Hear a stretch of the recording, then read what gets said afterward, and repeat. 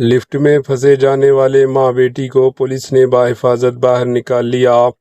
हैदराबाद के कुकटपल्ली इलाके के केपीएचबी कॉलोनी में मां और कमसिन बेटी लिफ्ट में फंस गए थे, जिन्हें बाहिफाजत बाहर निकाल लिया गया।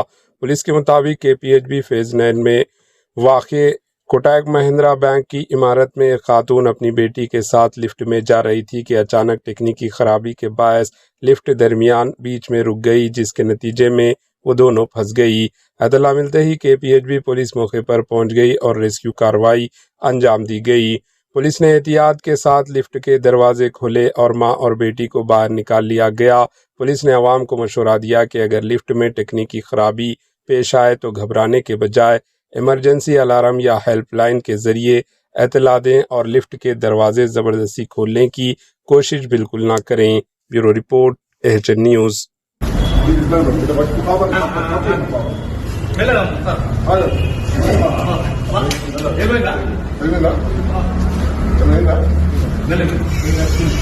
अरे